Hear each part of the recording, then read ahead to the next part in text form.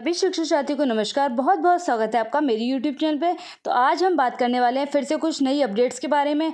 तो आपको सबसे पहले मैं बता दूं कि जो अभी ट्रांसफ़र की जो लिस्ट आई थी उसके लिए आपको कार्यमुक्त करने का आदेश भी जारी हो गया है। उसमें क्या दिशा निर्देश दिए गए हैं, क्या चीज़ कैसे प्रोसेस होगी या क्या चीज़ नहीं होगी, किस चीज़ के लिए रोका गया है, तो वो सब आज हम देखेंगे कि क्या आदेश आया है उसके अंदर। साथ ही जो म्यूचुअल ट्रांसफ़र का वेट कर रहे थे, मतलब आपका अंतर जनपदीय पारस्परिक स्थानांतरण का आदेश भी आपका जारी हो गया है, तो वो भी हम देखेंगे उसमें क्या आया है क्या नहीं आया। तो उसके बारे में हम देखते हैं। सबसे पहले शुरू करते हैं जो अभी आदेश आया है कल 28/6/2023 रात में ही। तो उसमें क्या है कि शिक्षकों को कार्यमुक्त एवं कार्यभार ग्रहण कराने जाने के संबंध में, मतलब जो भी आपको उसके रिलेटेड कोई भी इन्फॉर्मेशन तो वो इस वाले में प्रोवाइड है। तो इसमें ये भी लिखा हुआ है, देखिए यहाँ पे, कि स्थानांतरण के लिए रिक्त पदों के सापेक्ष जनपद वरीयता के विकल्प भारांक हेतु चुने गए विकल्प के आधार पर हमारा जो हमने पहले भी बात करा था कि 16,614 शिक्षक एवं शिक्षिका के अंतर जनपदीय स्थानांतरण की कार्रवाई की गई है। मतलब इतने जो शिक्षक हैं उनका ट्रांसफ़र लिस्ट में आ चुका है नाम, तो इतने ही जो शिक्षक का जो ट्रांसफ़र होगा वो होगा। तो साथ में ये भी लिखा हुआ है कि अंतर जनपदीय स्थानांतरण प्रक्रिया के अंतर्गत स्थानांतरण कि शिक्षक एवं शिक्षकों को कार्यमुक्त किए जाने की कार्यवाही के अब इसमें पूरे स्टेप बताएं कि क्या क्या होगा। तो सबसे पहले हम फर्स्ट पॉइंट पर बात करें तो यही लिखा हुआ है कि राष्ट्रीय सूचना केंद्र उत्तर प्रदेश लखनऊ के पोर्टल पर 16,614 शिक्षक एवं शिक्षिका का अंतर जनपदीय स्थानांतरण की सूची interdistricttransfer.upsdc.gov.in पर प्रकाशित की गई है, जो कि आपने देख ली होगी अभी तक। सेकंड पॉइंट में ये बात करा गया है कि अगर आपका जो विद्यालय है अगर वो ग्रामीण और नगरीय क्षेत्र में है, किन किन का ट्रांसफ़र हुआ है ये बता रखा है इसमें, कि प्राथमिक जो सहायक अध्यापक है प्राथमिक विद्यालय नगर और ग्रामीण क्षेत्र के उनका भी हुआ है। साथ ही जो प्रधानाध्यापक है प्राथमिक विद्यालय और ग्रामीण और नगरीय के उनका हुआ है। सहायक अध्यापक हैं जो उच्च प्राथमिक विद्यालय के हैं उनका भी हुआ है, और क्षेत्र नगर और जो आपका ग्रामीण है उसमें भी हुआ है। साथ ही जो प्रधानाध्यापक हैं उच्च प्राथमिक विद्यालय ग्रामीण और नगरीय के उनका भी हुआ है। तो ऐसे जो शिक्षक शिक्षिकाएं जिनके द्वारा बिंदु संख्या 12 द्वारा जो भी वरीयता आपको दी गई थी भारांक के लिए, जैसे कोई अगर दिव्यांग अध्यापक अध्यापिका है या उनके पति पत्नी या जो भी उनके रिलेटेड में है, या कोई असाध्य या गंभीर रोग से हैं ग्रसित, या फिर जिनके पति जो सेवा में है या पत्नी सरकारी सेवा में है, उनको भारांक दिया गया होगा। या आपको पहले भी आपको पता है कि राष्ट्रीय पुरस्कार अगर कोई प्राप्त है तो उसका भारांक मिलेगा। इस तरीके के हमने पहले भी डिस्कस कर रखा है कि कौन कौन से भारांक मिलेंगे।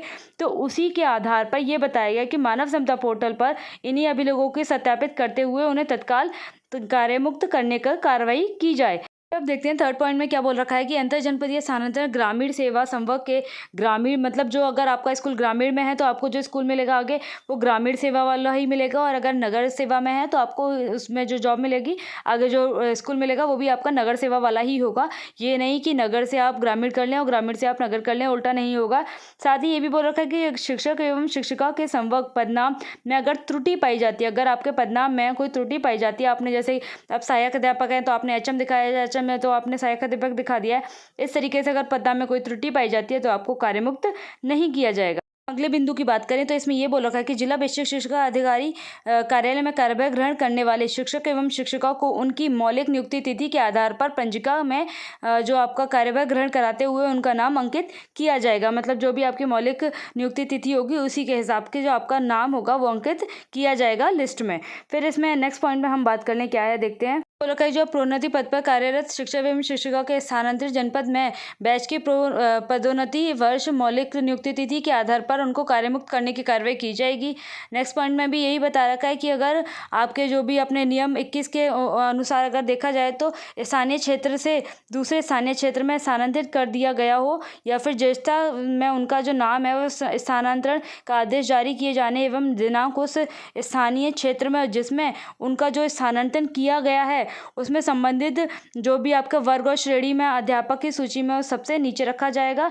ऐसा व्यक्ति किसी प्रकार का प्रतिकर, जो अभी आप अगर चाहें कि प्रतिकर हमें मिल जाएगा तो आपको कोई प्रतिकर नहीं मिलेगा। इस हिसाब से इस आशय में शपथ पत्र संबंधित अध्यापक अध्यापिका से प्राप्त के उपरांत जो भी आपका कार्यभार हो उससे आपको मुक्त किया जाएगा और ग्रहण कराया जाएगा। 7वें पॉइंट में यही बता रखा है कि अगर आपका जो कार्यभार ग्रहण करने वाला एवं तथा जनपद से कार्यमुक्त होने वाले शिक्षक और शिक्षिका की सूची परिषद कार्यालय में उसमें अनिवार्य रूप से वहाँ पर उपलब्ध कराई जाएगी। उसमें आपका जो क्रम संख्या लिखा जाएगा, आवेदन संख्या, आपका नाम, पद नाम, आपका जो भी आपका कार्यरत जनपद है जहाँ पे आपका ट्रांसफ़र हुआ है वो वाला जनपद, और आपका भारांक का विकल्प, आपने कौन से भारांक लिया है या नहीं लिया है, वो इसमें पूरा एक एक चीज़ बताई जाएगी।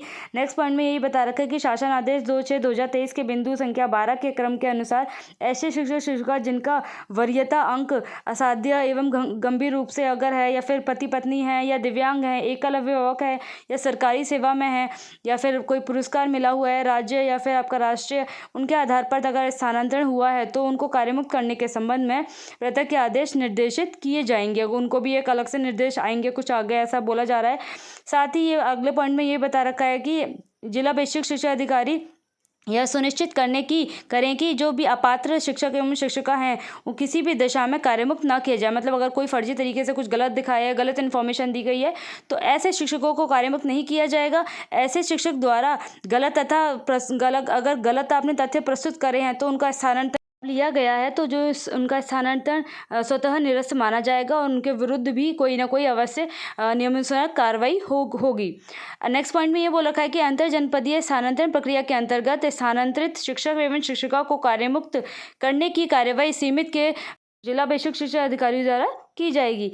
अब नेक्स्ट पॉइंट में हमारे यही बता रखा है कि जो बेसिक शिक्षा अधिकारी अगर ऐसे शिक्षक का जिनका तथ्य गलत है या कोई त्रुटि है अगर उनको कार्यमुक्त करते हैं तो इनका जो भरपाई होगा वो या फिर वो जिम्मेदार होगा, वो कौन होगा, वो होंगे जिला बेसिक शिक्षा अधिकारी।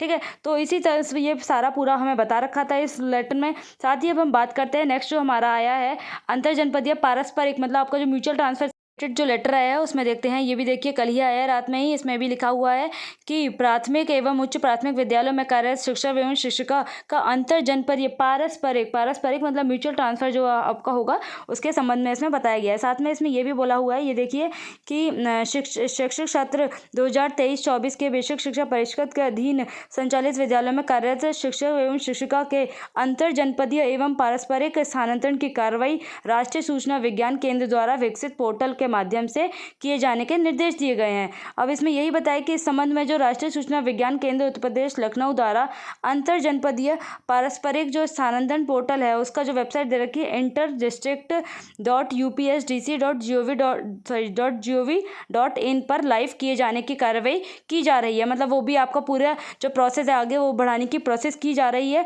तो यही बोल रखा है कि कृपया उक्त से अवगत होते हुए अग्रसर आवश्यक कार्रवाई करने का कष्ट करें। यही सचिव का लेटर आया है। तो आगे इसके प्रोसेस और जल्दी बहुत बढ़ने वाले हैं क्योंकि अब लिस्ट तो आ गई है, आपका जो ट्रांसफ़र का लिस्ट है उसका भी हो गया, तो उसका प्रोसेस तो मोस्टली आपका चल ही रहा है और बहुत जल्दी ही खत्म हो जाएगा। और साथ ही जो आपका अंतर जनपदीय का भी काम चल रहा है वो भी उम्मीद है कि वो भी इसी में होना है, इसी सत्र में। तो देखते हैं अब आगे कोई और लेटर आता है तो वो भी आपको बताया जाएगा। तो आप ऐसे ही हमारे चैनल से जुड़े रहें और लेटेस्ट जो अपडेट है मैं आपको प्रोवाइड करती रहूँगी। और आपको कुछ भी और चीज़ से रिलेटेड कुछ भी पूछना है तो आप कमेंट सेक्शन में मैसेज कर सकते हैं।